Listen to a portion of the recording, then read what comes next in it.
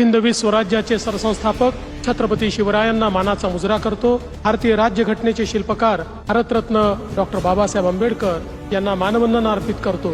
जळगाव जिल्ह्यामध्ये आल्यानंतर आई मुक्ताई आणि बहिणाबाई यांचं देखील या ठिकाणी स्मरण करतो, त्यांना नमन करतो।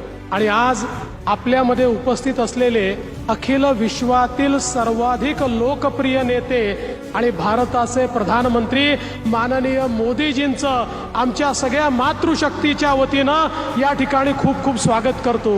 मंचावर उपस्थित असलेले माननीय राज्यपालजी, आपले लोकप्रिय मुख्यमंत्री एकनाथ शिंदेजी, उपमुख्यमंत्री अजितदादा पवार, या ठिकाणी विशेष रूपाने उपस्थित असलेले आपले केंद्रीय कृषी मंत्री शिवराज सिंग चौहान जी, मंचावर उपस्थित असलेले केंद्रातले आणि राज्यातले सगळे मंत्री, खासदार, आमदार, पदाधिकारी आणि या ठिकाणी उपस्थित माझ्या सर्व लाडक्या बहिणींनो आणि लाडक्या भावांनो देखील आज अतिशय आनंदाची गोष्ट आहे की लखपती दीदींचं संमेलन हे महाराष्ट्रामध्ये जळगावमध्ये होत आहे आणि जळगावच्या महिलांनी आज संख्येचे सगळे रेकॉर्ड तोडलेले आहेत, म्हणून मी तुमचं अभिनंदन करतो। आत्ताच आपण सगळ्यांनी लखपती दीदींसोबतचं इंटरॅक्शन या ठिकाणी बघितलं, कशा प्रकारे महिलांना संधी दिली तर त्या विश्व बदलू शकतात हे आपल्याला पाहायला मिळालं। आणि देशाचे प्रधानमंत्री मोदीजी नेहमी सांगतात, विकसित भारत करायचा असेल तर तो महिलांच्या माध्यमातूनच होऊ शकतो। महिला देशाच्या अर्थव्यवस्थेच्या मुख्य धारेत आल्या तरच विकसित भारत आपल्याला करता येईल। आणि म्हणून बेटी बचाओ बेटी पढाओ पासनं तर लखपती दीदी पर्यंत मोदीजींच्या नेतृत्वात महिलांचे जो विकास आपल्याला पाहायला मिळतोय तो अद्वितीय अशा प्रकारचा विकास या ठिकाणी आहे। आणि मोदीजींनी तर 2029 पासनं देशाचा कारभारही महिलांनाच देण्याचा निर्णय घेतलेला आहे। त्यामुळे आता नारी शक्तीला कोणी रोखू शकत नाही। मोदीजींच्या आशीर्वादाने महाराष्ट्रामध्ये देखील आपण नारी सन्मानाचे कार्यक्रम सुरू केले।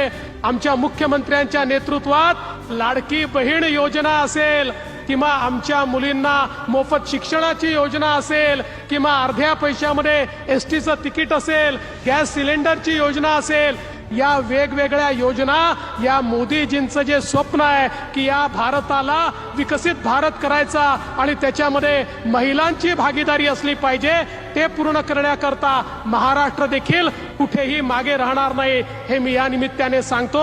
मला सांगताना आनंद वाटतो, आज महाराष्ट्रामध्ये 75 लाख परिवार हे बचत गटाशी जोडलेले आहेत। लवकरच ते 2 कोटीपर्यंत पोहोचण्याचं काम आपण करणार आहोत।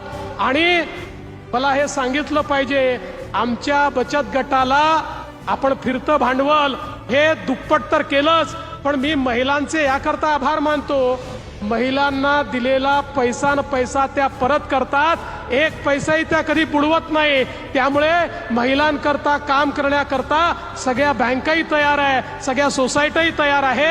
आणि म्हणून मी तुमचं अतिशय मनापासनं या ठिकाणी अभिनंदन करतो। आज खरं म्हणजे या जळगाव जिल्ह्यात आलो आहोत। आज आपल्याकरता काल एक दुःखद प्रसंग देखील घडला। नेपाळमध्ये आपल्या जिल्ह्यातल्या काही नागरिकांचा एका दुर्घटनेत मृत्यू झाला।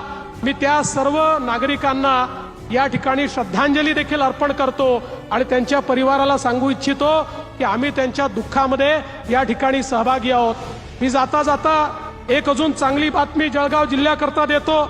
आपल्या जळगाव जिल्ह्याचं चित्र यातनं बदलणार आहे। नार पार गिरणा योजना, ज्या योजनेमुळे आमच्या शेतकऱ्याच्या शेतीला पाणी मिळणार आहे, माननीय मुख्यमंत्र्यांच्या नेतृत्वामध्ये या योजनेलाही आम्ही मान्यता दिली आहे आणि आजच कॅबिनेटमध्ये आम्ही त्याला टेंडर काढण्याची मान्यता देतो आहोत। जळगाव जिल्हा सुजलाम सुफलाम करण्याचं काम हे आपण या ठिकाणी करतो आहोत। वाघूर प्रकल्पाला 2288 कोटी, पाडळसे प्रकल्पाला 4890 कोटी, अशा प्रकारे शेतकऱ्यालाही सुजलाम सुफलाम करण्याचं काम आपण या माध्यमातून करतोय।